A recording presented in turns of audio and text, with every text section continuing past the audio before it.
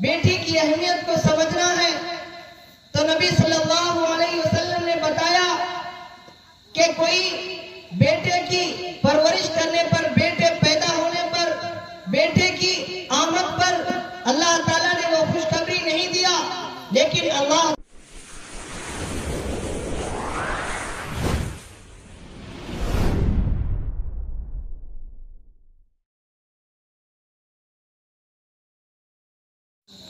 اس کا مطلب یہ سمجھا جا رہا ہے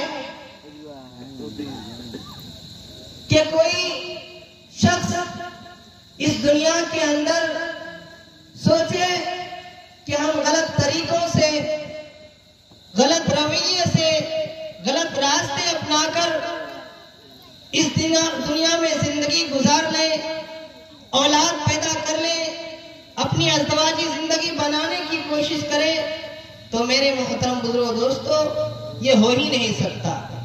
سب سے جو اچھا طریقہ بتایا ہے اللہ کے رسول صلی اللہ علیہ وسلم نے، وہ نکاح کو بتایا ہے۔ اور یہ محفل جو ہم سب یہاں بیٹھے ہیں، ایک بیٹی کی رخصتی کی محفل ہے، تو نبی اکرم صلی اللہ علیہ وسلم کی نظر میں بیٹی کی کیا اہمیت تھی، احادیث کی روشنی میں ہم سمجھنے کی کوشش کرتے ہیں کہ نبی صلی اللہ علیہ وسلم نے فرمایا اگر بیٹی بابرکت نہیں ہوتی تو اللہ تعالیٰ مجھے بیٹیاں عطا نہیں کرتے، اگر بیٹیاں بابرکت نہیں ہوتی تو میرا خاندان بیٹیوں سے نہیں چلتا۔ میرے محترم بزرگوں دوستو، وہ عورت یا وہ بیٹی وہ چیز ہے کہ جس کے وقت، یعنی جب نبی صلی اللہ علیہ وسلم کے پاس ان کی بیٹی حضرت فاطمہ رضی اللہ عنہا تشریف لاتی تو وہ اپنے چادر کو بچھا دیا کرتے، اپنے گمچھے، اپنے تولیے کو بچھا دیا کرتے، تب ان کو بیٹھاتے۔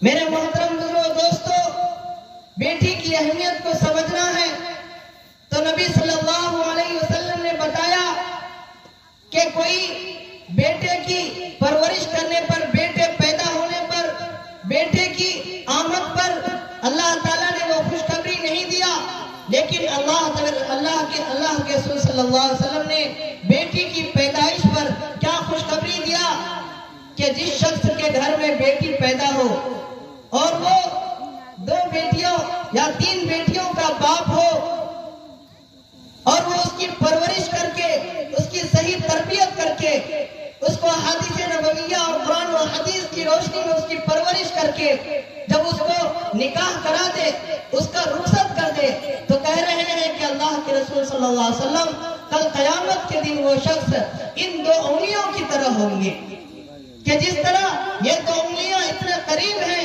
کہ ان کے بیچ میں کوئی دراڑ نہیں ہے، اسی طرح نبی صلی اللہ علیہ وسلم نے بتایا کہ وہ شخص کل قیامت کے دن ہمارے قریب ہوگا۔ نبی صلی اللہ علیہ وسلم بیٹیوں کی اہمیت کو سمجھانے کے لیے بتاتے ہیں کہ جب حضرت بی بی فاطمہ رضی اللہ عنہا اور حضرت علی رضی اللہ عنہ کے جو جھگڑا ہو گیا تھا آپس میں، تو انہوں نے بیٹی کی محبت اور خاوند کی جو عظمت ایک بیٹی کے لیے، یعنی بیوی کے لیے ہونی چاہیے، ان کو بیٹھا کر دونوں آپس میں ایک طرف ان کو لٹاتے ہیں، ایک طرف حضرت علی رضی اللہ عنہ کو لٹاتے ہیں اور دونوں کے ہاتھ اپنے سینے پر رکھتے ہیں اور دونوں سے نصیحت کرتے ہیں۔ کیوں نصیحت کرتے ہیں؟ ایک تو ان کی لگتے جگر یہاں کل قیامت کے دن میں تو اللہ اور بندے کا معاملہ ہوگا، لیکن یہاں وہ بیٹی کی اتنی تربیت کر رہے ہیں یا اتنی ان کو نصیحت کر رہے ہیں اس وجہ سے کہ کل قیامت کے دن میں بھی اپنی بیٹی کے حق میں نہ بول پاؤں گا، میری بیٹی کہیں اللہ کے پکڑ میں نہ آ جائے۔ تو انہوں نے نصیحت کیا کہ بیٹی تم اپنی شوہر کی اتنی عزت کرنا، کیوں عزت اس لیے کرنا کہ اللہ کے رسول صلی اللہ علیہ وسلم بتا رہے تھے کہ جو شوہر کی عزت ایک عورت کے یعنی عورت کے لیے جو شوہر کی عزت دنیا میں ہے اس کو بتانے کے لیے اللہ تعالیٰ نے مثال کے طور پر فرمایا کہ اگر سجدے کرنے کی اجازت غیر اللہ کے علاوہ کسی کو ہوتی تو وہ ایک عورت کو ہوتی کہ وہ اپنی شوہر کا سجدہ کرے. اللہ کے علاوہ سجدہ کرنے کا اگر کسی کو معبود کوئی ہے تو صرف اللہ ہے. لیکن اللہ کے رسول صلی اللہ علیہ وسلم نے کیا بتایا کہ اگر اللہ کے علاوہ کسی کو سجدہ کرنے کا حکم ہوتا تو وہ ایک بیوی کو ہوتا کہ وہ اپنے شوہر کا سجدہ کرے. میرے نبی صلی اللہ علیہ وسلم نے زندگی گزارنے کے ازدواجی زندگی گزارنے کے کتنے سارے طریقے بتائے. ہم سب زندگی اسلاف کی زندگی یا جو سلف صالحین ہیں ان کی زندگی سے غور کر سکتے ہیں کہ سب سے پہلے کیسے وہ اپنی بیویوں کی عزت کیا کرتے سے تھی. ان کی بیوی کس سے تھی؟ حمل سے تھی، حضرت موسیٰ علیہ السلام کی. تو انہیں محسوس ہوا کہ میری اہلیہ کو میری کیا کہتا ہے سفر کا جو ساتھی ہے ہم سفر کو ٹھنڈ محسوس ہو رہی ہے، سرد محسوس ہو رہی ہے. تو وہ آگ کی تلاش میں نکل پڑے. آگ کی تلاش میں نکل پڑے. اس سے یہ سمجھ میں آتا ہے کہ ان کی عزت تھی نبی صلی اللہ علیہ وسلم حضرت موسیٰ علیہ السلام کی نظر میں. تو وہ کتنی عزت کرتے تھے. اللہ تعالیٰ اس ادا سے کہ وہ اپنی بیوی کی کتنی عزت کر رہے ہیں تو اللہ تعالیٰ نے ان کو نبوت سے نواز دیا. اسی طرح نبی صلی اللہ علیہ وسلم کا واقعہ ہے کہ ایک مرتبہ کسی سفر سے واپس آ رہے تھے تو نبی صلی اللہ علیہ وسلم کی جو ازواج مطہرات تھی وہ اونٹ پر سوار تھی، اور جس اونٹ پر وہ سوار تھی عورتیں ازواج مطہرات، تو اس اونٹ کا جو جس کے ہاتھ میں نکیل تھا ان سے کہتے ہیں نبی صلی اللہ علیہ وسلم کہ آپ ذرا اونٹ کو سنبھال کر چلائیں. یعنی بہت تیز ذرا بھڑکنے لگی تھی اونٹنی. تو نبی صلی اللہ علیہ وسلم نے کیا ارشاد فرمایا کہ آپ اونٹنی کو ذرا دھیرے کر لیں. تو فرمایا کیوں؟ کیونکہ اس لیے کہ آپ کے جو اونٹنی پر شیشے کے بنی ہوئی چیزیں رکھی ہوئی ہیں. تو کتنا نازک اور کتنی عزت دیا بیٹیوں کو، بیویوں کو. یہ نبی صلی اللہ علیہ وسلم کے طور طریقے سے سمجھ میں آتا ہے کہ انہیں شیشے کے مانند بتایا. اسی طرح نبی صلی اللہ علیہ وسلم ایک مرتبہ حج کے لیے مکہ تشریف لے گئے مدینہ سے. تو جاتے ہی ساتھ عمرہ کیا، اور پھر حج کے ایام آئے تو حج بھی کر لیے. تو جیسے نبی صلی اللہ علیہ وسلم حج کر کے واپس آ رہے تھے تو دیکھے کہ حضرت عائشہ رضی اللہ عنہا رو رہی ہے. تو نبی صلی اللہ علیہ وسلم پوچھتے ہیں کہ عائشہ تم کیوں رو رہی ہو؟ اے عائشہ تم کیوں رو رہی ہو؟ تو وہ کہتی ہے کہ میرے حبیب آپ تو کیا آتے ساتھ عمرہ کر لیے لیکن میں نہ کر سکی. میں کسی عذر کی وجہ سے مکہ کے اندر داخل یعنی حرم کے اندر داخل نہیں ہو پائی. اب تو میں حج تو کر لی ہوں لیکن عمرہ نہیں کی ہوں. حضرت نبی صلی اللہ علیہ وسلم کو مدینہ واپس آنا تھا لیکن پھر بھی ان کی عزت کو، ان کی ضروریات کا کس قدر خیال رکھتے تھے.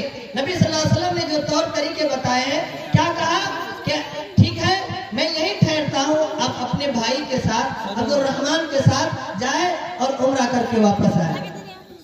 میرے دوستو یہ نبی صلی اللہ علیہ وسلم کی تعلیمات ہیں جو ہم اپنی بیویوں کے ساتھ، اپنے ازواج کے ساتھ کس طرح کی زندگی گزاریں. یہ نبی صلی اللہ علیہ وسلم کے طور طریقے سے ہمیں صاف صاف سمجھ میں آتا ہے.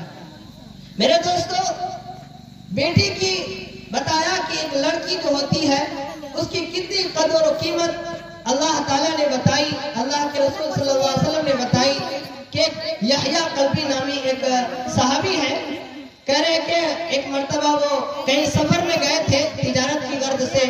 تو اسی سفر کے دوران معلوم ہوا کہ ان کے گھر میں ایک بیٹی کی ولادت ہوئی ہے. ان کے گھر میں ایک بیٹی کی ولادت ہوئی ہے. تو وہ زمانہ بہت برائی کا زمانہ تھا. اس وقت بیٹیوں کو ایک پیر کی جوتی بھی نہیں سمجھ آتی تھی، اتنی بری حالت تھی اس وقت مکے کی. ہے نا؟ آپ سب تو بارہا سنتے آتے ہیں کہ کیا حال تھا اس وقت مکے کا، کہ بیٹیوں کو زندہ درگور کیا کرتے تھے، کر دیا کرتے تھے۔ تو جب گھر واپس آئے اس وقت بھی ان کو معلوم نہیں ہوا، کیونکہ ان کے آنے سے پہلے ہی ان کی جو اہلیہ تھی وہ اپنی بیٹی کو اپنے میکے چھوڑ آئی تھی تاکہ ان کو قتل نہ کر دیا جائے، ان کو زندہ درگور نہ کر دیا جائے اس طرح سے۔ تو وہ کئی 4-5 سال کے بعد انہیں معلوم چلا کہ ان کی ایک بیٹی ہے۔ تو کہہ رہے ہیں کہ بہت ہی پیار سے وہ یحییٰ قلبی صحابی جو ان کے یعنی اپنے سسرال جاتے ہیں، اس کو بہلا پھسلا کر وہ اپنے بیٹی کو ساتھ لاتے ہیں کہ میں تمہارا خیال رکھوں گا، کھانے پینے کی چیزیں دوں گا، تمہاری ہر ضروریات پوری کروں گا۔ کہنے کہ بہت بہلا پھسلا کر ان کو اپنے گھر لائے۔ گھر لانے کے بعد بتاتے ہیں، اور وہ بیٹی کتنی محبت کرتی تھی، بتا رہے ہیں کہ وہ جب چلتے تھے ان کا دامن پکڑ پکڑ کے وہ چلتی تھی۔ اتنا محبت، اتنا خلوص کے ساتھ اپنے والد کے ساتھ وہ بیٹی تھی۔ لیکن کیا کرے، جو انسان کا جو فطری چیز ہوتا ہے یا سماج جو ہوتا ہے انسان کو ہر وہ کام کرنے پر مجبور کر دیا جاتا ہے جو انسان فطرتاً نہیں بھی کرنا چاہتا ہے۔ لیکن اس وقت کا دور تھا کہ بے عزتی سمجھی جاتی تھی بیٹی کا، بیٹی کا آنا ناگواری سمجھی جاتی تھی، بیٹی کا پیدا ہونا یعنی ایک طرح کا برائی سمجھی جاتی تھی۔